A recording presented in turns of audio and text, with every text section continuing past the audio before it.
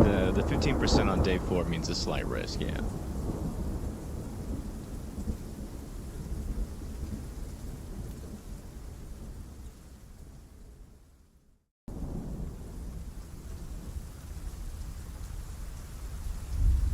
Hello, hello.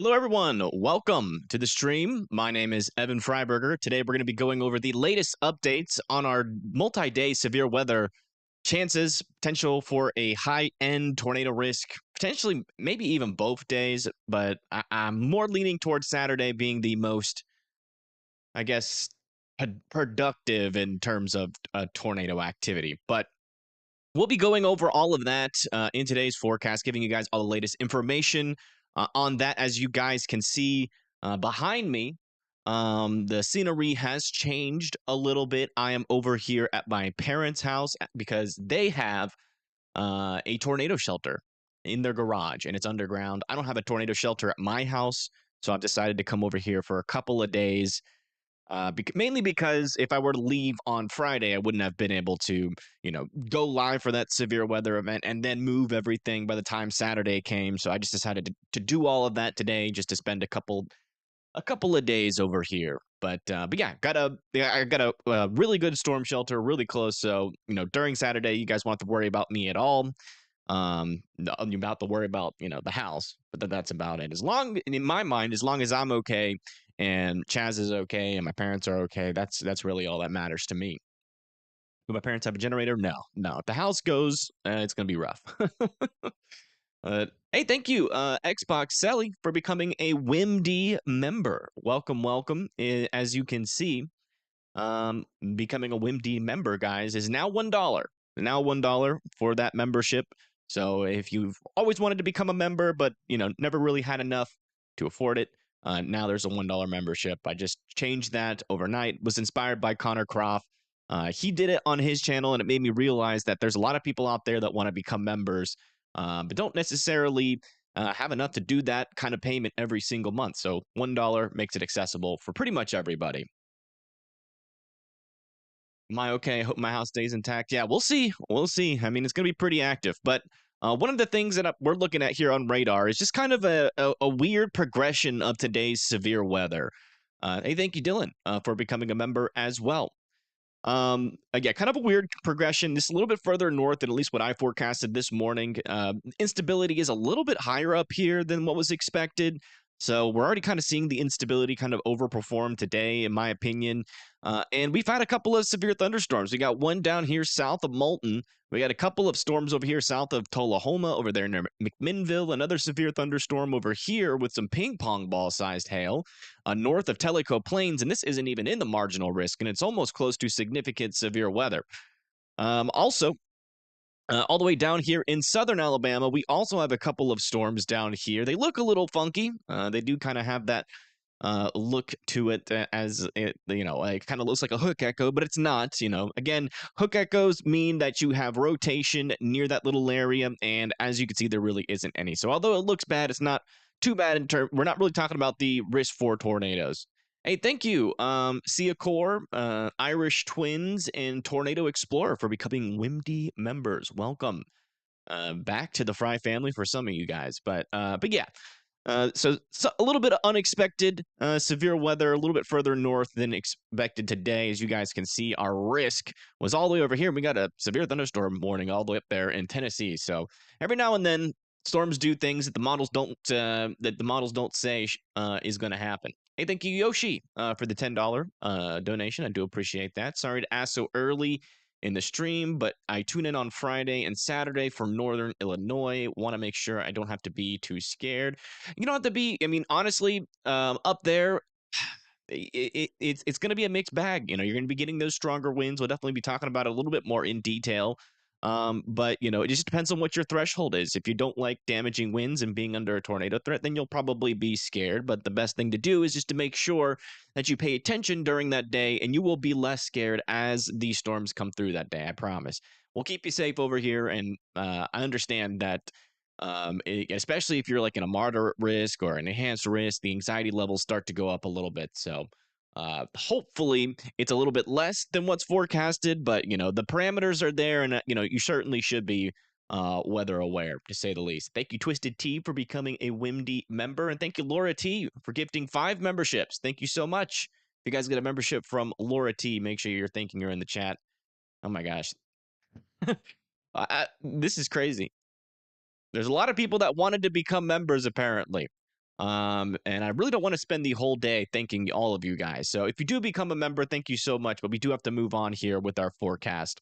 But I do appreciate anybody that becomes a member. If I see it while doing the forecast, I'll definitely try to thank you. Thank you for the 99-cent option. Yeah, no problem. No problem. So the first thing that we're going to be talking about out here is going to be, let me turn off the radar here so we can see this a little bit better. It's going to be day 2. As you guys can see, not a whole lot has changed on this day. We still have that moderate risk pretty much in the same area. That's going to be a 4 out of 5 for severe weather. So it's definitely going to be elevated and dangerous as we move into tomorrow. We're talking about a widespread risk here for some damaging winds. Also, some briefer and weaker tornadoes with a mixed bag of those and potentially stronger tornadoes as that line of storms moves throughout the day. Thank you, Dave Wilson, for gifting 5 memberships. And thank you, Regina, for being a member for 23 months. I really do appreciate that. You really have been here for a very, very long time. So I really do appreciate you sticking with us for that long. Blessings, good to see you. Looks ominous. Yeah, it does look a little bit honest and ominous. It really does. I mean, I'm not gonna lie to you guys. I'm down here in northern Alabama, and I'm a little bit nervous. I'm definitely a little bit nervous. If you're feeling nervous too, I feel you. It's yeah. I don't like I like storms. I will chase tornadoes, but I do not like storms potential of that caliber really at all. But yeah, so here's day 2. There's the risk. We got an enhanced risk around our moderate risk. It's a 3 out of 5. The yellow is a 2 out of 5, and the green is a 1 out of 5 for severe weather. So check those areas and make sure that you have, your understanding of what your threat level is. Again, a 1 out of 5 isn't that crazy. 2 out of 5, it can get a little bit hectic. 3 out of 5 definitely have some chances there for some elevated severe weather and also for a stronger tornado risk as well. And then in this 3 out of 5, in this 4 out of 5, that's where the most intense area of this storm is going to be. So if we come over here to our tornado risk, as you can see, we do have a yellow region here. That's a 10% chance. And for strong tornadoes, there's actually no part of this risk that's not in this hatched region. So if you're over here in the yellow region, that's going to be for Jackson. That's going to be for Memphis. Jackson, Mississippi, Jackson, Tennessee, parts of Nashville, St. Louis, Springfield, Bloomington, over there just to the south of Davenport. Around that, we have a 5% chance for some tornadoes as well. That's going to be a little bit of a lower chance. We're not talking about those strong tornadoes here, but still, some tornadoes are going to be possible beyond this yellow region. And in the green area, it's a lot lower risk for those tornado chances, but still something to keep an eye out for. That's going to be for areas like Chicago, Madison, going down into Montgomery, and just to the north of New Orleans. Our damaging wind risk. This is probably the most concerning thing about tomorrow. Is going to be those damaging winds. We're going to have widespread area over 75 mile per hour to 80, maybe even 90 mile per hour winds are going to be possible with this storm. And again, anywhere within this black outlined area where we have these little dashed lines here, that is going to be for that chance for those damaging winds of that caliber. The yellow area is a 15% chance for that happening. The red area is a 30% chance, and the pink area is a 45% chance for that happening. So areas that are in kind of our biggest chance here for our most, I would say, severe winds out of this storm is going to be areas like Cape Girardeau, St. Louis, over there east of Columbia and Jefferson City, Quincy, Springfield, Urbana, Bloomington, Burlington, and just to the south of Davenport. So those are the folks that really need to be watching out. But even in this red region is a pretty elevated chance, 30% chance of seeing 75 mile per hour winds and above. You got to understand that those are the kind of winds that can knock over trees, knock over power, fling around trampolines and lawn furniture. So you definitely want to be weather aware, even if you are in this red region here. That's Jonesboro, Memphis, Jackson, Clarksville, Hopkinsville, Evansville, Cedar Rapids, Waterloo, Dubuque, Ames, and Des Moines. And then around that, we have a yellow area within that hashed region. That's going to be for Springfield, Kansas City, Lincoln, Omaha, Sioux City, kind of like western Chicago, just to the west of Indianapolis. There as well. Beyond that, in our yellow region and in our brown region that doesn't have this this black outline around it with these little white dashes in it, those are going to be a 15 in the yellow and a 5% there in the brown, and that's going to be for 60-mile-per-hour winds and above. So still, some damaging winds, but it's not going to be as crazy as, how it's going to be near the core of the winds of this storm. Hey, thank you, Shelly, for becoming a WIMD member, and also thank you, American, for the $20 donation. I do appreciate that. Little help for travel money to get to your parents. Hey, thank you. I appreciate that. That's actually very nice of you. The good news is I don't live that far away from my parents, but I'll use that on the way there and away back, and the rest left over, we'll use that to pay our storm chasers. So thank you so much. Also, if you guys become a member and I don't thank you, I think I'll try to do that at the end of the stream to the best of my ability. Hail threat. We also have a hail threat out there for 2-inch hail and above. Again, all of this that we're talking about right now is going to be for tomorrow's risk. We're going to be going over the timing after we go over the risk, what the storm dynamics are looking like as well. And then after that, we'll go into day 3 and then eventually into day 4, which will be more on the East Coast. The day 3 is in the Southeast. But yeah, over here, this is our threat for some 2-inch hail and above. That's headache sized, potentially up to tennis ball size, maybe even baseball sized hail is going to be possible with this storm. And that main area where the biggest hail is going to be is over here near St. Louis, Cape Girardeau, over there near Johnson City. That's going to be the kind of the bullseye there for our hail threat. And then around that, we have a 15% chance for that kind of hail. That's going to be in Memphis. Thank you, Kathy Bennett, for the $10 donation. Thank you so much. I appreciate that. You say thank you. Well, thank you. We'll just trade thank yous. But yeah, around that, Davenport, Bloomington, Springfield, all need to be, weather aware for that hail threat. The yellow's a 15% chance for quarter-sized hail and above, but below headache-sized hail. And the brown area is the same thing, but a 5% chance for that. So that's the updated categorical risk out there. If you guys, are really anywhere in this severe weather risk, you need to be weather aware. But the main areas are obviously going to be in this orange and red area where we could really see those, really every single type of severe weather possible. And it's going to be a dangerous day out there. Those damaging winds are certainly going to be a problem. And if we can get just enough instability and enough mergers with some of these storms going into, Friday night into Saturday morning, we could maybe even see a significant tornado threat develop over here near northern Mississippi and Tennessee. All right. Hey, thank you, Links, for gifting 5 memberships. Thank you so much. I appreciate that. All right, so let's hop into the models here. We got the HRRR. Actually, it's in the range of tomorrow's event, and it's also pretty much in the range of Saturday's event. So we're going to be, for the first time, seeing some of our higher resolution models look at Saturday's event. And I'll tell you what, it is, unfortunately, I cannot report any good news from the way that that's looking, but we'll get to that eventually here. But throughout the day, those storms that are out there currently producing severe weather should eventually die off as we go into the nighttime hours into early tomorrow.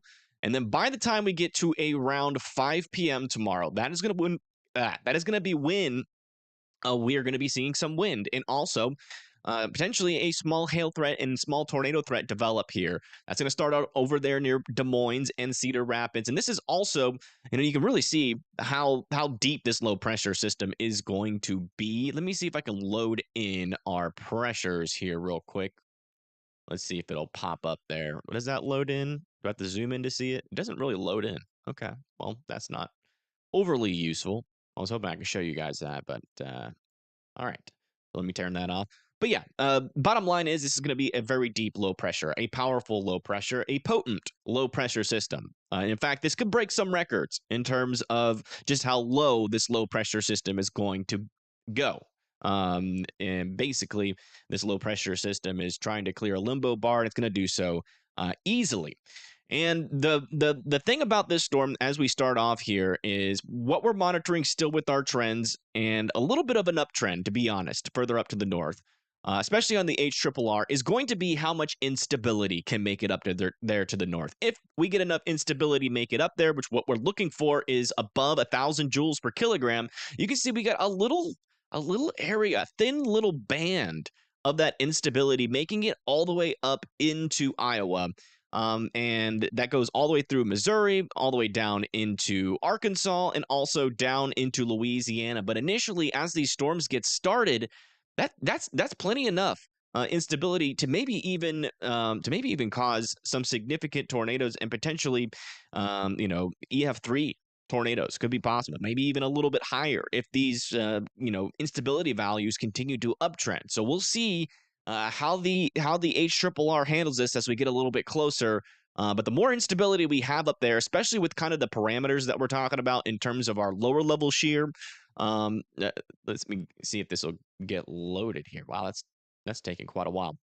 Our lower level shear, you can see, is picking up. I mean, 60-mile-per-hour low level shear is plenty for strong tornadoes. And going over to our upper level shear, you can definitely tell that trough is ejecting as that surface instability, or what I like to call that storm food, is building there. So.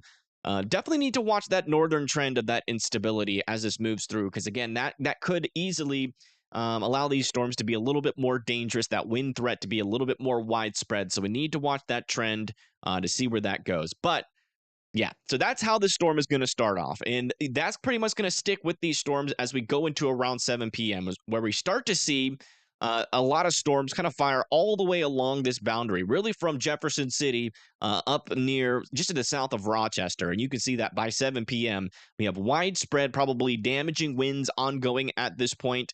Our tornado threat is starting to get kicked off. But one of the things that I'm noticing here is that we really don't have many discrete supercells in and along this line of storm. So these are mostly going to be QLCS embedded tornadoes with that potential for stronger tornadoes embedded inside of this line of storms. That's basically all that QLCS means, is that when you look at the storms, it looks like a big old line.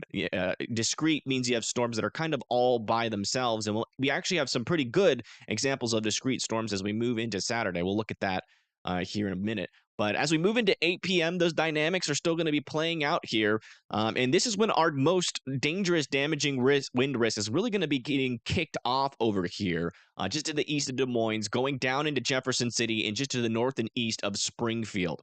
Let's look at our instability again further up to the north, see how that's doing. It should be dissipating. Yeah, so the instability is dying down. But as this ejects off to the east, and as that upper level winds as the upper level winds of our trough really start to push out over this little area here of still some decent instability. I don't know why this is taking so long to load. One of the things that I'm going to make sure I do as we get into tomorrow and Saturday is do a direct link to the Wi-Fi to make sure that it is as fast as possible. Also, my phone is on in the background. Let me turn that Wi-Fi off on it as well. Something wrong with his mic? Is there something wrong with my mic? All right, I'm seeing some people report that there might be something wrong with my mic. I just need a quick checkup with you guys. Quick checkup. Buffering.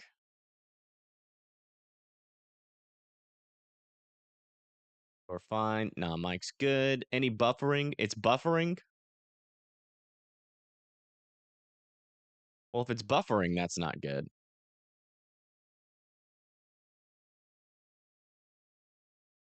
Mic's good. Your mic fine, but it's buffering. There's lots of buffering. Oh. Well, that's not good. Poop. Not exactly sure how I'll be able to fix that. No buffering for you. No buffering. Okay, so some people aren't reporting buffering. Is it like significant buffering? Or is it brief? Because I'm getting reports, some people saying it's not buffering and some people saying it is buffering. Yeah, if it has been buffering for you, try try closing out and then bringing the stream back up. Very brief. All right, all right. Well, that problem will be fixed the next time I go live. I'll have a direct connect. So I apologize, but hopefully, is it is it still easy to follow along? Just making sure no buffering or mic issues. All right. Well, we're just gonna keep continuing on. And I'll have it fixed definitely by tomorrow because I'm not directly connected to the Wi-Fi, and so I'm probably getting buffering from like different people in the house using different Wi-Fi. All right, so as you guys can see here, those 500 millibar winds at around 8 p.m. are really going to be ejecting into this area, and those lower level winds are really going to start to pick up here. So as we get heavier convection with this storm, that is going to bring those winds in the lower levels down to the surface. And as you can see, right above that, those storms, we have about 70 to 80 mile per hour lower level winds. If those can get worked down to the surface, we're going to be talking about a widespread area here and some pretty high confidence of, some 70 to 80 mile per hour winds. That's why there is that significant risk, because we have heavy convection here that's bringing those winds down to the surface, and that's gonna cause widespread wind damage. And that's really gonna get started as we move into 8 p.m. as this southern portion of this line starts to fire and move into the St. Louis area. As I continue to push this off into the future, about a couple more hours, as we get into about 11 p.m., you can see that the storms aren't looking as organized, but they still could be carrying isolated winds, potentially up to 75 miles per hour and above. We are also talking about that chance for tornadoes still as these move off to the east, but they're going to start to run out of instability as we get into 11 p.m. So, still some dangerous conditions could still be existing at this point.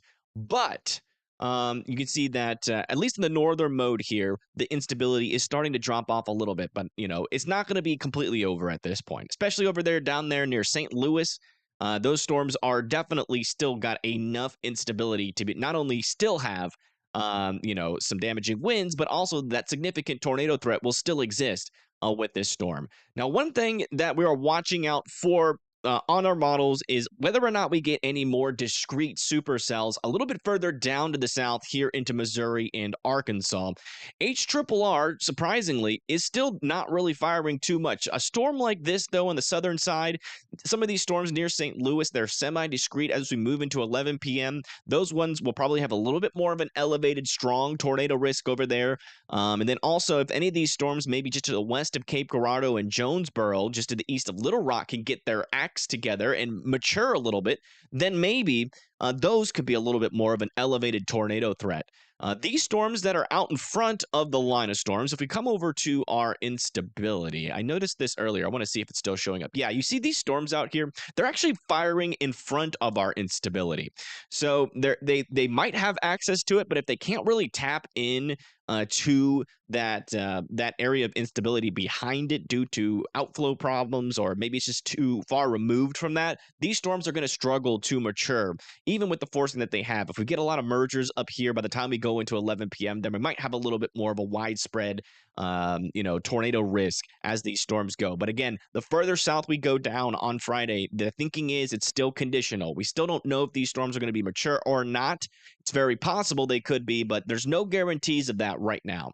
And thank you, Danny Grace, for becoming a WIMD member. Thank you so much. It's going to be hecka windy out there tomorrow. That is for sure.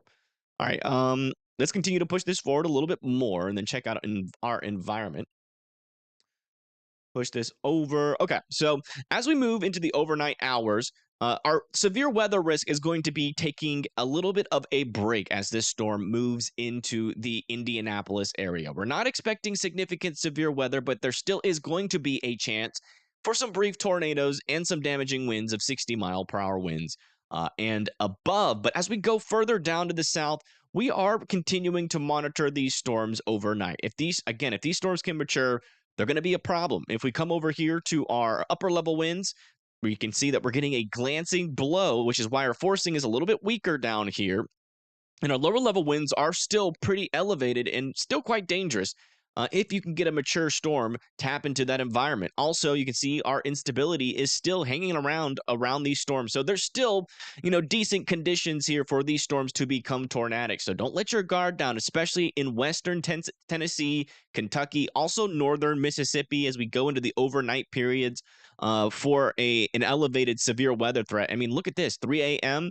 still potentially some supercells out there, maybe even some severe weather as far south there as Alabama as we move into the day. And then look at this, kind of a new thing popping up here on the 18Z HRRR. Look at all this pre-morning convection. That's quite a lot.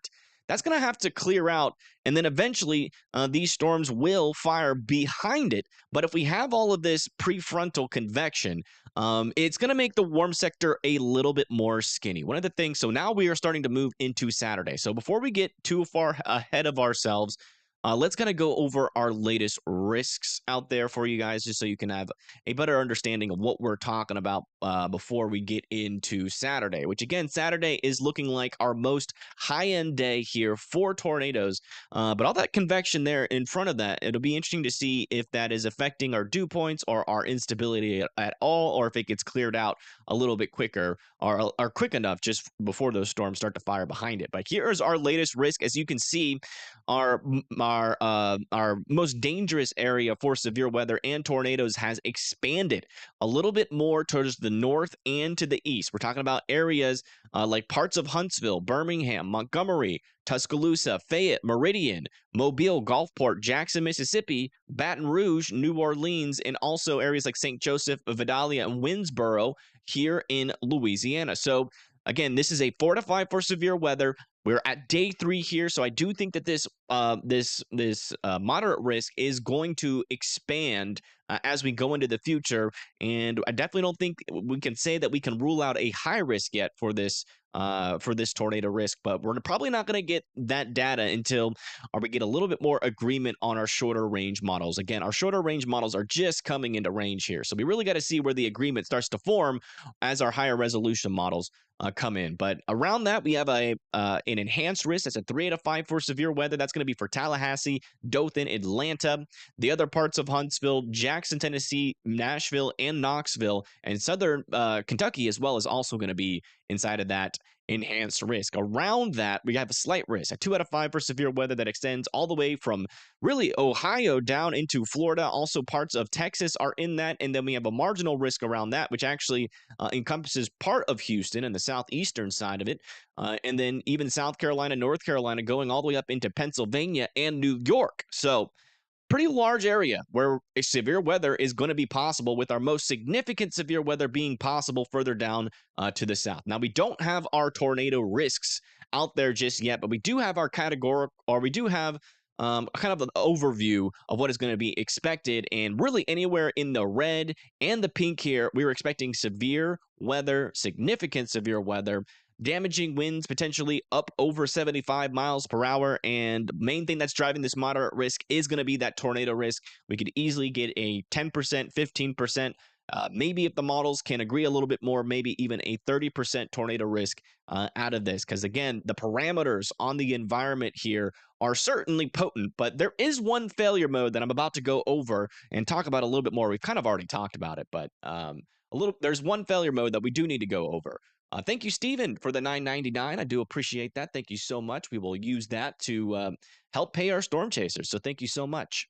All right, so that's the risk. We can't really go over the tornado risk because they don't release that until tomorrow. So we're gonna have to wait until tomorrow to go over all of that. But at the very least, we can kind of hop over to our models and kind of give an opinion here of what we're seeing, at least on the HRRR. Because this is the first time the HRRR has really been in range of the midday portion of the 15th here. So we have, I'm on snow mode. I always turn it to snow mode in order to clear out all the precipitation. And thank you, Chelsea, for becoming an EF1 member. Welcome to the Fry family. So yeah, one of the things that's kind of catching my eye here is that's a lot of morning convection. And this is going to be one of our main failure modes with our storm is morning convections, and that's a lot of it. Let me come over here to the dew points. I want to see how this impacts everything. I mean, the dew points behind it are still, I mean, this is, although that's a decent amount of morning convection, everything behind this storm is still locked and loaded. Yeah, I mean, still 2,000, almost 2,500 joules per kilogram in some spots. Yeah, unfortunately, I don't think that morning convection, although is pretty plentiful, unfortunately, it doesn't really seem like it's close enough to where our storms are going to initiate here. Doesn't look like it's going to be enough to really hold this back.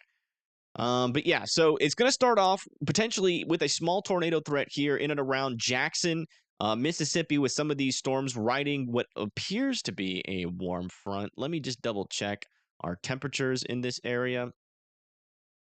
No, that's not a warm front. That's just a boundary that's lifting off from the Gulf of Mexico, I think.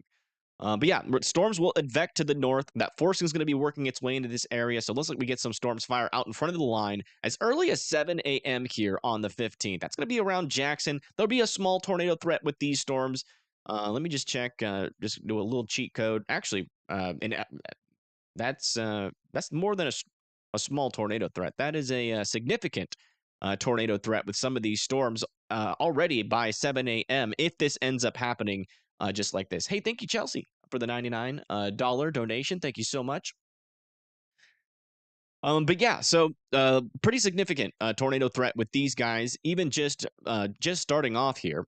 And then as we move into 7, 8 a.m., 9 a.m., you can see those storms still exist, and we start to see some storms fire back in here. So this is going to be our frontal boundary, and anything that fires out in front of this, and even along our frontal boundary, will have potential for some discrete supercells to semi-discrete supercells.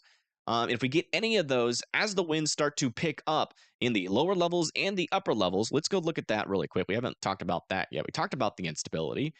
But yeah, so let's come over to our upper level winds. You can see our trough is ejecting into the area. We have diffluence here. You can see a void forms up there in the upper levels, and that again forces those storms to convect, to grow, and also to start to spin. And the 500 millibar is kind of half of the picture there of the spin picture. And as we go into the lower level winds, you can see these are also pretty darn elevated. I mean, we're talking 60 to 70 miles per hour there. Thank you, Tracy, for the $3. Thank you so much. I do appreciate that. Welcome, and thank you for contributing to our storm chaser funds, and so I can pay my bills as well. So thank you for that. But yeah, so all of these storms here north of Jackson are going to have to watched out. Are going to be needed to be watched out as this storm moves off into this area. Our lower level shear is going to be cranking at this moment. Our upper level shear is going to be cranking. The spin is going to be already pretty high here as well. And any of these storms mature and tap into that, they're certainly already going to have a strong tornado risk, even starting here in the morning hours. I mean, our surface base cape is there. Everything is pretty much here. I wish I could check the EML, but unfortunately we can't really with this. I might be able to check maybe 700 millibar humidity. No, I can't. Not on Radar Omega. Yeah, let's go check out that significant tornado parameter. Yeah.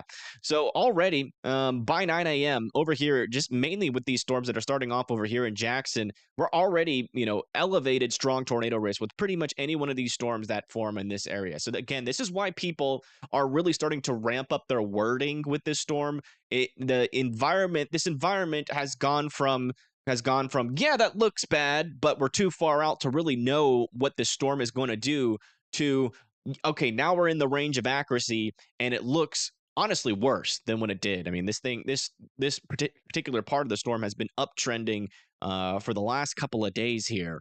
And we're still seeing the same signal that we saw earlier today, maybe a little bit more intense on some of our other models, of a dangerous tornado risk starting off out here in Mississippi. But thank you, Corey, so much for that $20 donation. We'll put that in the same areas as well. So thank you so much. You guys have been very supportive of today, and I really do appreciate that. Thank you. All right, so that's only 9 a.m. We're only at the beginning portions of this event. I do want to check in on our environment over here too. That should be a little bit far removed from everything.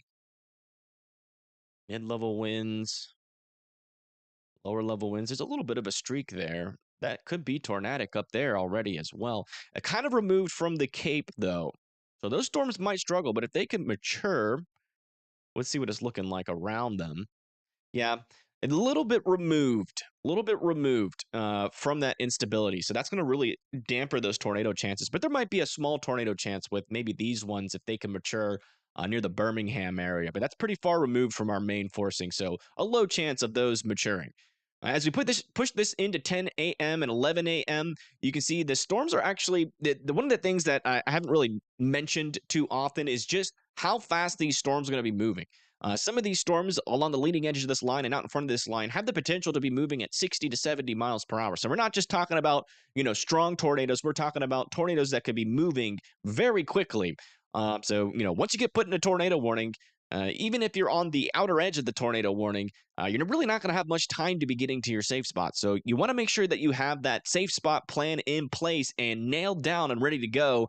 I would definitely, have some sort of backpack with all the important stuff that you need as the storms get started. And they're kind of getting close. Make sure your pets, your children are near you so you can grab them real quick and go if need be.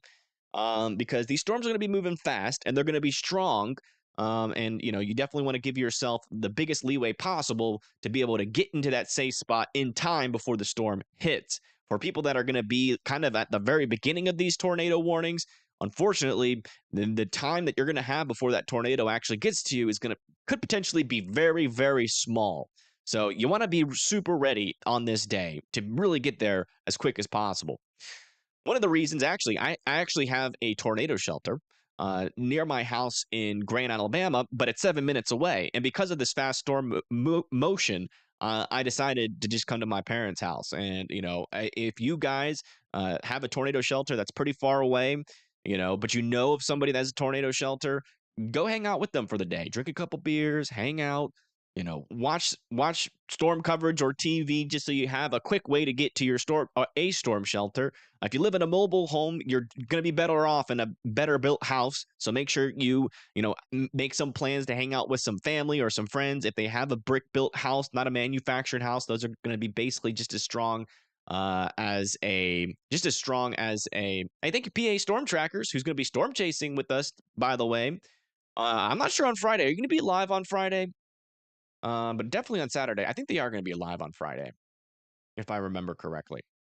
But yeah, okay. Sorry, I had to make sure I tell you guys that stuff because it is a very high possibility for somebody out there that we could get a tornado warning and then in like 2 minutes the tornado's there. Even if you're just like a little bit further into the tornado warning, because these storms could potentially be moving very fast and also be very strong. Again, we're expecting strong tornadoes, and there's definitely a chance for long-lived tornadoes and violent tornadoes with any of these storms that we're about to talk about. We're getting into that time frame where those tornadoes are going to be forming. So once we get into about 12 p.m. and then 1 p.m., you can see we have a lot of beans out here. Beans on the HRRR is never a good sign. Basically, what that's telling you is that, one, we have a lot of semi-discrete to discrete supercells out in front of our main line. What that also tells you is that the shear environment is just so prevalent in this area that these storms are starting to take that bean shape, even on our models, which is an indication that we have a pretty dangerous environment here. I mean, we have 1, 2, 3, 4, 5, 6, 7, potentially 8, 9, 10 storms here, and maybe an embedded storm up there. All of those could have tornadoes on them at this moment. So again, this is going to be a pretty widespread event if everything holds until we get there. That's why people are starting to raise alarms as we get closer to this event, because the environment is honestly pretty intense. So let's go over here and check in on our tornado parameters. Yeah, all the way across, really from New Orleans all the way up this line, you can see we are getting those significant tornado parameters up into 7, 8. Now this isn't the fixed layer tornado parameter, so the numbers are going to be a little bit lower than what some people might be used to. But just know that on this type of tornado parameter, anywhere from 5 to 8 is very elevated. And really, you only need above 1 in order to get a significant tornado. So that just gives you the understanding of just how widespread this tornado event could be. And if we come over here to our lower level winds, you can see they are absolutely cranking here. We're talking about 70, almost 80 mile per hour wind up right above our heads in the 800 millibar. range of up to 80 miles per hour. That's very dangerous. That is on the higher end that you will see on a tornado event. Also, in our 500 millibar winds, we are also still getting plenty of diffluence out near this storm as well. Divergence near this storm that's forcing these storms out in front of the line to form. And this could definitely, even with just semi-discrete to discrete supercells out in front, these definitely will still have a chance for those long track, potentially violent tornadoes, which if you don't know what a violent tornado is, it's not just what some people say to scare you, although some people will use that word to scare you when it's not warranted. But it actually has a meaning in the meteorology world. What it means is a tornado that is EF4 and above. So those are the tornadoes that you cannot, it's really hard to survive if you are not underground. Those are the types, like if we see that kind of signature on radar, where you're obviously going to see any person covering radar coverage get very nervous, and they're going to be really, trying to convince you to try to get underground in a ditch, underneath a manhole cover, anything to just get out away from the strength of what some of these tornadoes could be. So again, the main thing that keeps this at bay is if we get more showers and more forcing, not out here, that's not going to make much of an impact, but back over in this region. If we wake up, right, and it's 9 a.m., and we see these storms forming over here, they're probably still trying to be tornadic, but then we also see a big area out here of just convection or rain and showers. Looks like my chat crashed. Let me fix that really quick. Bring it back up. Sorry. We will be answering questions, by the way, after this. I promise. So just be patient. We'll get to you. There. Let me get that back up. Just give me a second.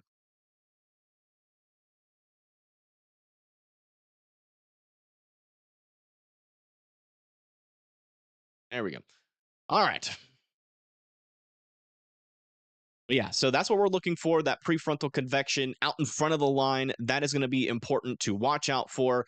But it does seem like even that early day rain that kind of hangs out there in northern Alabama really isn't enough. It might stunt a little bit of the risk there for like Huntsville and over there near Nashville, but still, I mean, embedded in this line could still be some spin-up tornadoes with the sheer environment that we have. Now, this is as far out as the HRRR goes. Now, keep in mind, another kind of thing I want to note here is that when the HRRR just comes into range of a storm, it is when it's 48 hours out from the storm. This is probably when the model is going to be the most inaccurate. Now, does that mean we're going to see more supercells than what's possible, or does that mean we're going to see less supercells? Which, with those significant tornado threats, nobody knows. Nobody knows how the HRRR is going to handle it. But all we know for now is that the environment is there. The parameters are there for a high-end tornado threat. And really, no matter what these models say, unless, they just say all of a sudden the instability disappears and goes poof, which would be great news, then this is going to be a dangerous day. But this is as far out as the HRRR goes. Let's come over here to the NAM model. We're going to have to do the rest of our forecast here with the NAM model, which is going to show something completely different, okay? So it does show this morning convection, and it actually kind of brings it a little bit closer, but it lifts it off to the north really quick. Coming over to our surface base cape, you can see that we have a lot more cape here on the NAM 3K model. 500 millibar winds are actually a little bit stronger on this model as well early on. And also our lower level winds also appear to be a little bit more elevated here on the NAM 3K model. Now, one of the things the NAM will usually pretty much never show you is prefrontal convection. Even if, it will show you all the parameters, right? It will show you the shear, the same thing as all the other storms. It will show you that there's forcing in that area, but it has this really weird bias on where it just never shows prefrontal storms.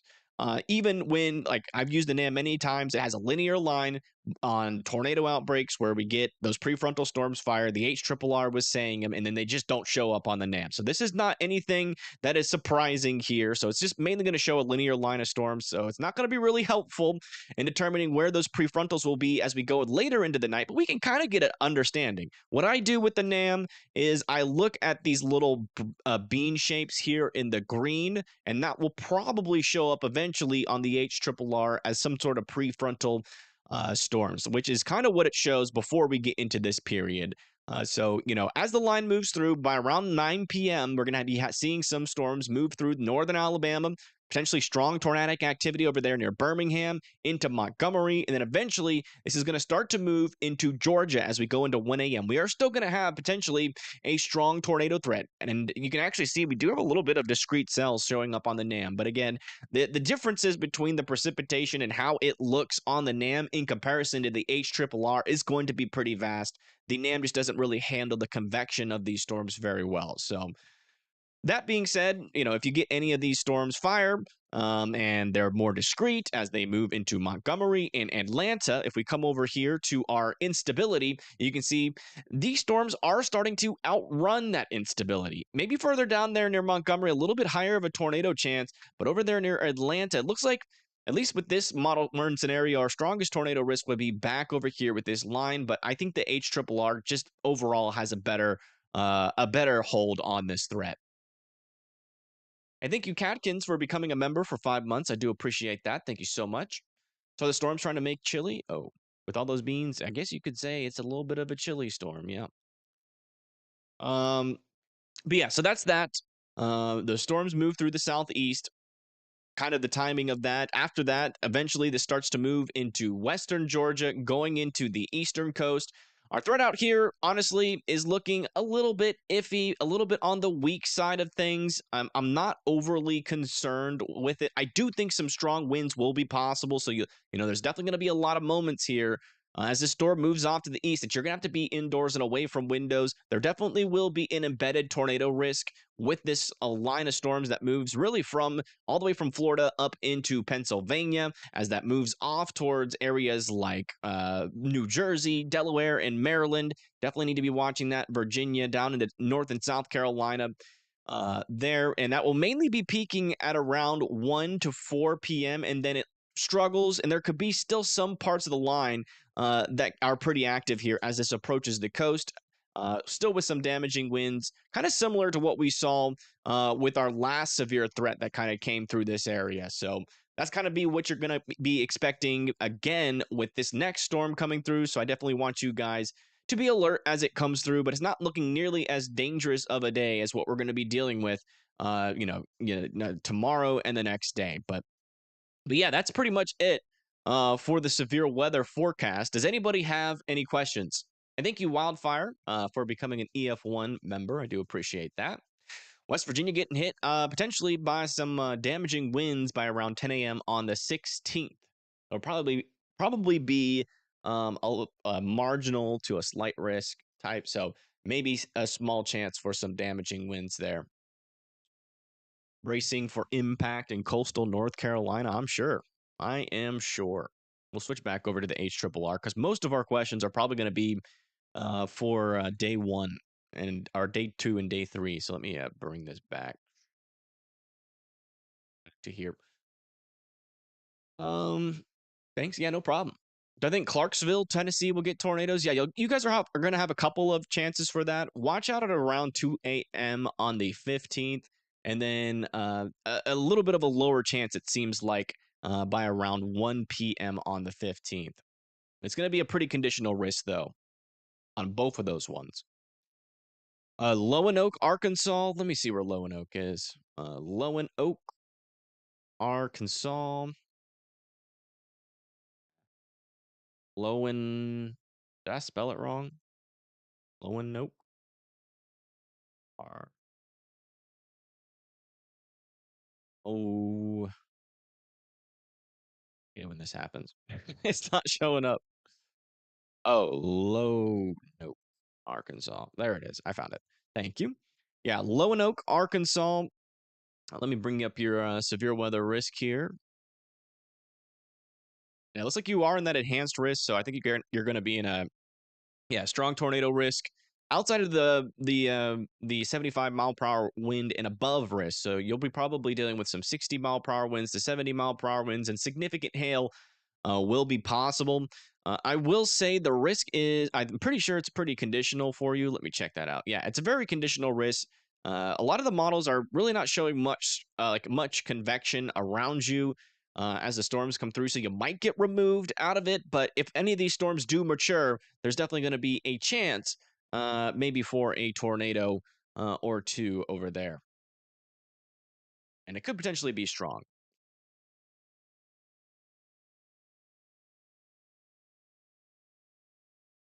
What about Toledo, Illinois? Let me check. Toledo. I didn't even know Illinois had a Toledo. Toledo, Illinois. There it is. Yeah, Toledo, Illinois. On that eastern side there. So you're definitely going to have the threat for some tornadoes there and some damaging winds. You're in a strong tornado threat. I think you're going to be in that 45. Yeah, you're in the 45% chance there for 75-mile-per-hour winds. So, yeah, pretty dangerous day for you. I would definitely be watching out for that. And it looks like your storms come through sometime at around 11 to 2 a.m. There for your area. So, yeah, definitely be ready for these storms to come through and have a way to get alerts.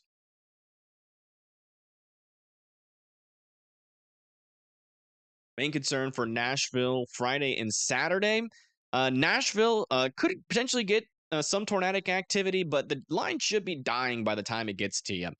Kind of like as these storms kind of ride, like just north of this. Of what appears to be some sort of boundary, some sort of outflow frontal boundary. Most of those storms will be elevated. Probably your biggest chance for tornadoes is going to be by around 1 p.m., and that will also come with the risk for some damaging winds. Unfortunately, though, well, I guess we do have that risk for those earlier. Yeah, I mean, if one of those storms can become mature overnight, like with this line of storms at around 3 a.m., it could have a strong tornado risk. That's why you guys are in a strong tornado risk. So you still do technically need to be watching out for that risk as we go into around 3 or 4 a.m. And you're going to be in the enhanced risk there for Saturday. So, definitely some significant weather is going to be possible for you up there as well. Looking eerily. Oh, yeah. I honestly, James, I wouldn't say that date. You're just going to drudge up a lot of bad memories. There's no point into comparing this event to any event. It's its own unique event with its own unique parameters. What about Huntsville, Alabama? Let me check. Yeah, looks like overnight for Huntsville around 5 a.m. There could be a small chance for some severe weather there, but I think the main threat for Huntsville is probably going to come probably like sometime at around 4 to 5 p.m. Definitely going to be a chance for some strong tornadoes for the Huntsville region, some damaging winds, potentially significant damaging winds, and also a chance for some hail there as well. But it looks like it's mainly going to be a QLCS threat here, but I do think the models will change a little bit more than for this event today or this event on Saturday than it will for Friday.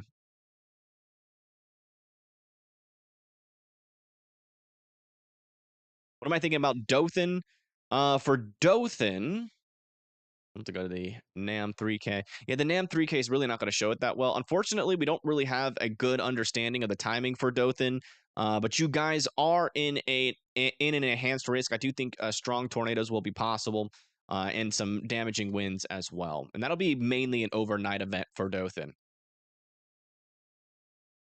Starting tomorrow till Sunday. Yeah, that's gonna be it. That is gonna be it. Can I explain Friday's instability shows heightened for central and western Missouri, but the storm threat is more severe the more we travel east in the state. Heightened risk for central and western Missouri, but the storm threat is more severe the more we travel east of the state. Yeah. So there's the instability basically is still going to be hanging on. here into Missouri. Yes, it's going to start back over here in eastern Missouri and eventually move to the east towards like areas like St. Louis. And that instability is really going to still be hanging on. The reason, though, why the damaging wind risk is increasing is because the lower level jet and the upper level jet are becoming more mature. They're becoming more that wind aloft is becoming stronger. And if you still have some heavy precipitation, if we bring this back, still have some heavy precipitation there, which we will. That's going to be working those stronger lower level winds down to the surface. Local news in Northeast Mississippi downplaying this event, calling for wind and rain. Really? For which day? Surely they're not doing that for Saturday. You love storms. I'm excited for what'll happen. Ooh. Yeah, well, hopefully you don't eat your words on that one, because it's all excitement until the storm's there, and then if it's got a tornado in there, I guarantee you that excitement will go away pretty quickly. Let me see where O'Fallon is. Dang, I really hate this. O'Fallon. There we go. Sorry. Radar Omega is a little clunky. It is a little clunky. Hilton's Virginia. Okay, hold on. Well, let me answer this question really quick. Yeah, you're in that moderate risk, so you're going to have that strong tornado risk, and the chances, really high chances for some 75 to 80 mile per hour wind gusts. So if you live in and along this region, I would definitely make sure that you are super weather aware as this pushes towards the St. Louis area. Some stronger tornadoes would definitely be possible, and maybe even some more discrete storms to the east of you. But that could definitely, if this shifts around in timing, when this starts to happen, that could definitely be to the west of you. So, definitely as you go into the nighttime hours by around 8 to 9 p.m., going maybe even, as far late as 12 a.m., be watching out for that line of storms to come through, carrying your main, area for that damaging wind threat and also your strong tornado threat. Well, for Chicago, you're in a slight risk. It's very possible, but it looks like your main risk is going to be some damaging winds. But we know how these storms can sometimes act up here. But hoping for the best. That it just kind of confirms to the forecast. There's not a whole lot of cape up here, but there will be some lower level and upper level shear. So definitely can't rule out a spin up tornado, but it should be a little bit on the lower side. I think the tornado risk for Nashville will probably end up either being a 5 or 10%.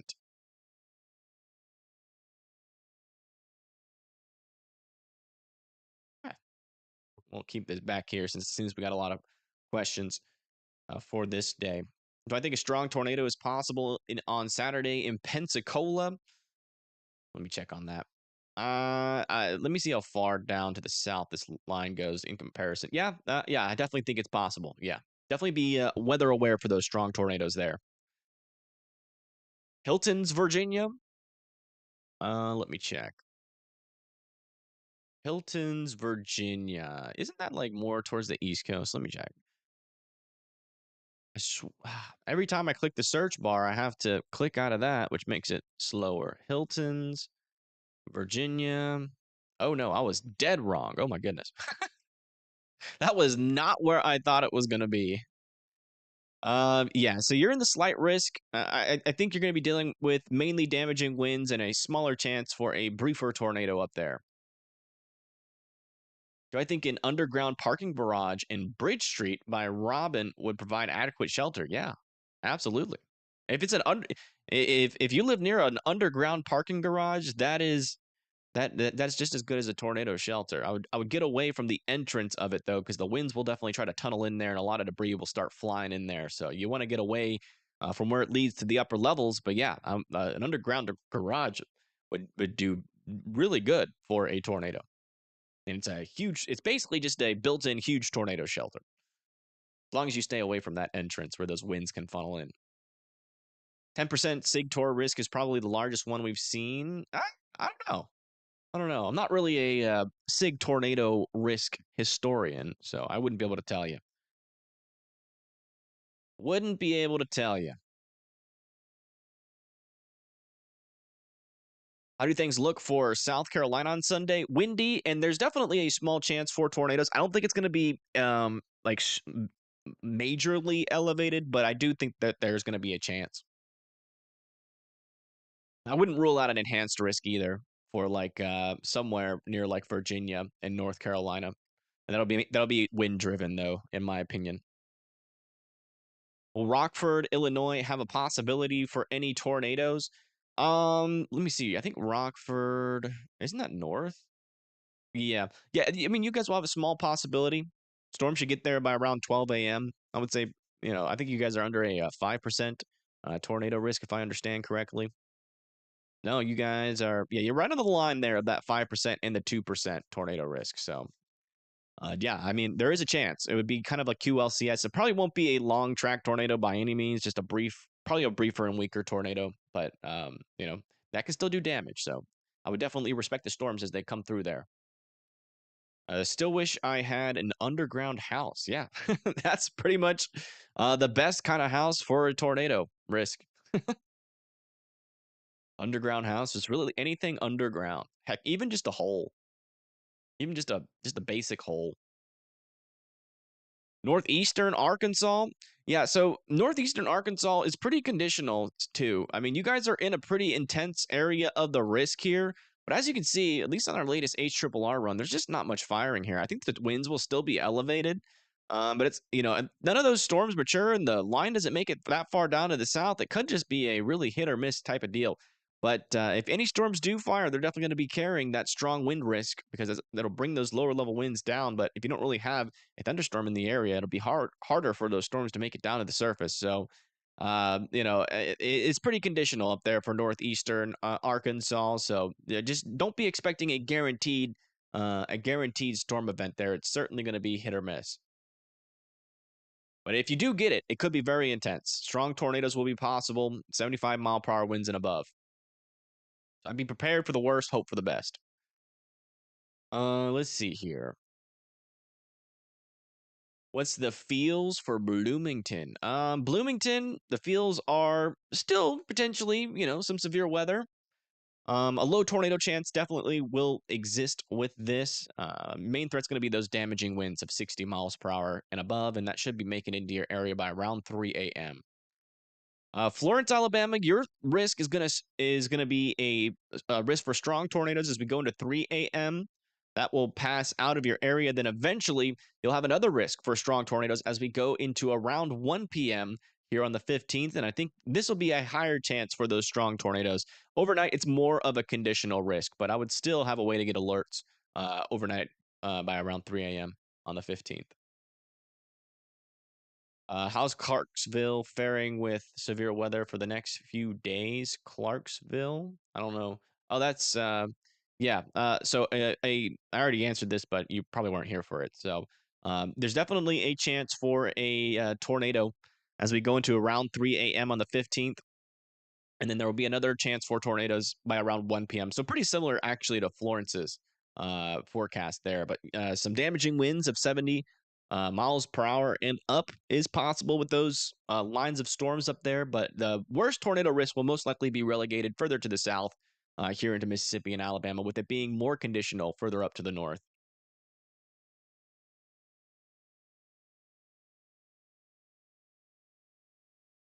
Corbin, Kentucky. Yeah, we haven't had any Kentucky questions, or there actually we probably have. I just haven't looked at the screen at the right time.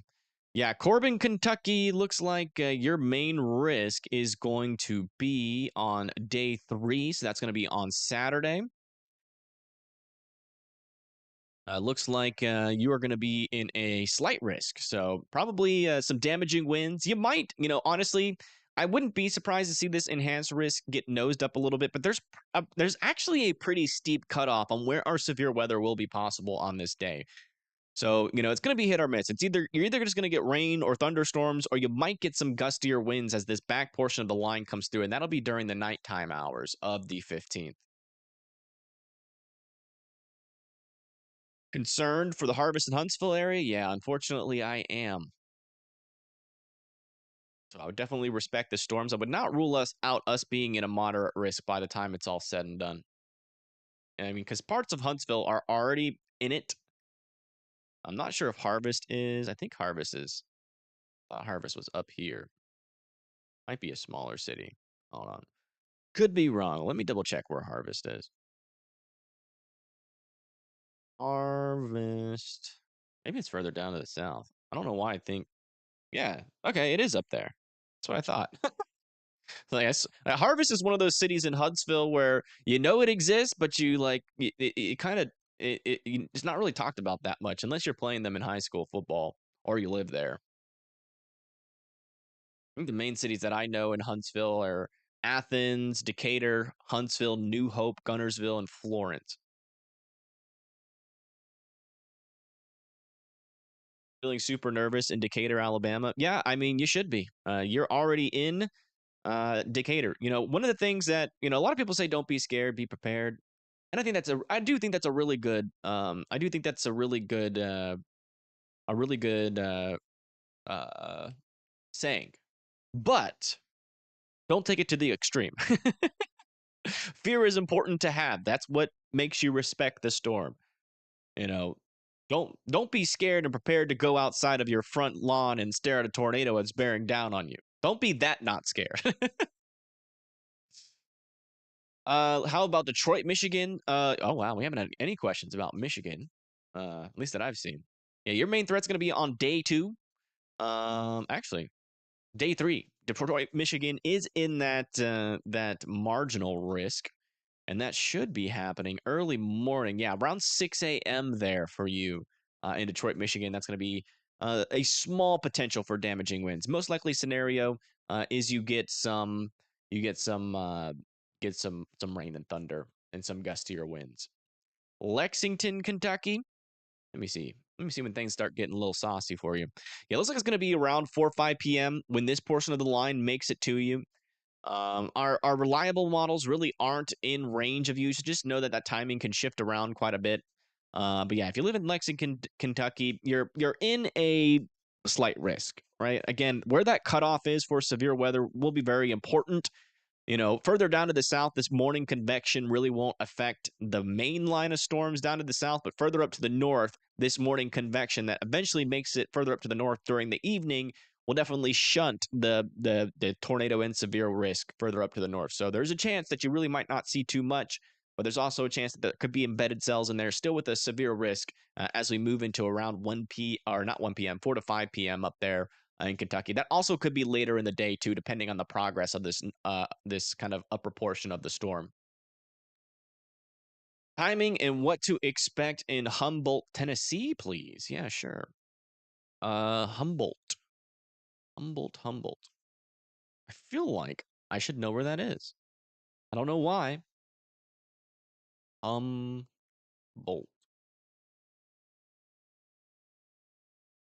I did not smell it. I did not. I did not. I was about to say I did not smell it right, but I did not spell it right. I'm definitely spelling this wrong. Is it you? Ah, there it is. That's a tough one.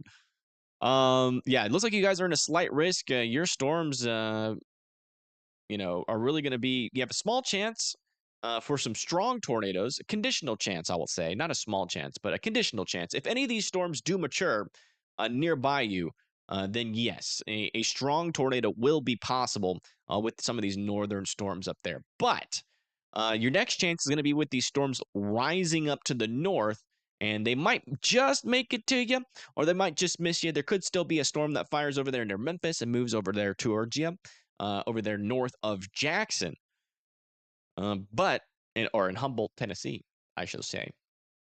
But it's still kind of hit or miss up there. If you do get anything, it'll be a smaller chance for tornadoes and some damaging winds. Did I thank Chronic Ninja? I did. All right. Hey, Glenn. Just got off work browsing YouTube and I'm live. Yeah, we always go live before these storm events. We have to. But every now and then people got some questions to ask and I can't answer them. I try to answer them when you guys comment on the videos. I literally read every comment. Some people just say that and they don't mean it, but I literally read every comment and usually when I see a question, unless I'm not busy, I will try to answer it in the comments of the video. So if you have them, just know that you can still ask them in the comments, but I like to go live before the storm. I can't answer obviously all y'all's questions, but I do try. Uh, oh, look at Steven. He's trying to get in. He's trying to get in 2 cities. Why did I just copy and paste? All right, so that's Calvert City, Tennessee. No way I'm spelling that right or wrong, right? Calvert Junction, Texas. Where is it? I didn't. I'm looking right at it. All right, let me try Paducah. Maybe you spelled it wrong. It's not showing up. Oh, it's in Kentucky. Oh, I'm so dumb. Calvert City, Kentucky. There we go. There we go. There we go. All right. Yeah, Calvert City. Okay, it's over there near Paducah. All right. I see why you added 2 cities. Fair enough. Fair game. Over here, near Calvert City in Paducah, the storms will arrive. Sorry, first by around 11 p.m. over there, just to the west of Paducah. You see, we do have some storms trying to mature as those storms happen, and that will potentially bring a chance for strong tornadoes. But it all depends on whether or not these storms can mature. Definitely want to keep an eye on these storms as they come through. Unfortunately, this is going to be at around 11 p.m. So things are going to be, you're gonna kind of be in that portion of the day where you're like, I'm getting a little bit tired, kind of want to just go to sleep. Why is Evan still alive? All that kind of stuff is gonna be running through your head. Um, but yeah, you're gonna want to be weather aware. You're gonna want to fight it. Drink some coffee. Just make sure, because again, if these storms are mature, they're definitely gonna have a strong tornado risk with them, and you don't want to let your guard down overnight when that possibility is there.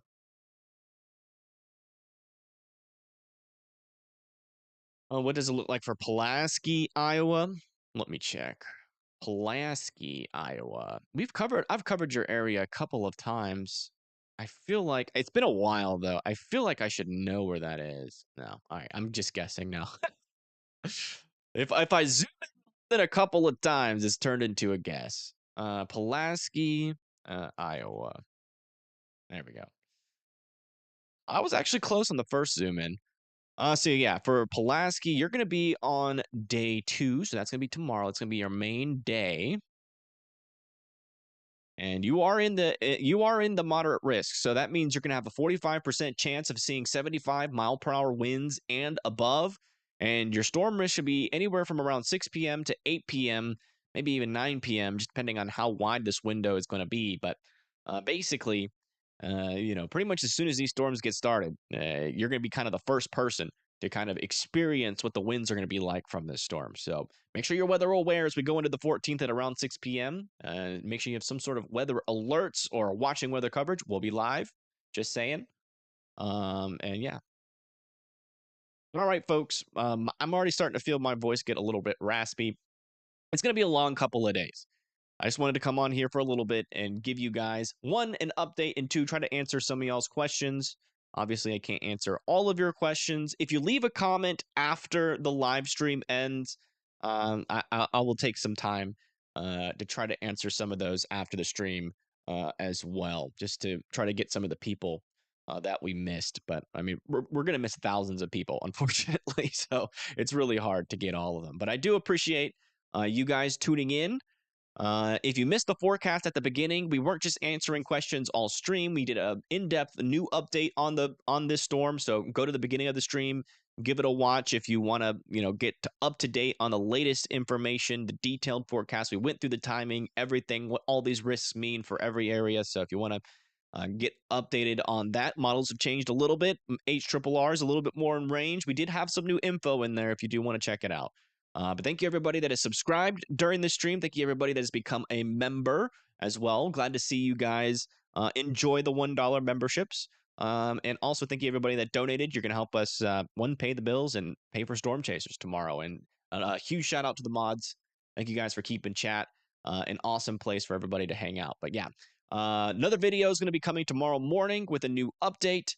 And again, folks, if you want to tune back into me for coverage, make sure you hit that subscribe button and the post notification button, because that will guarantee that you get a notification. Also, the Discord is in the description. That's also another guaranteed way to get a notification as well. And I think that's the most guaranteed way. I should be asking people to go into my Discord more often, because I get a lot of people that comment on my videos and they're like, I never got a notification. So if you keep on missing, or if you keep on not getting notifications, I would definitely join the Discord, because that's the best way to get those notifications.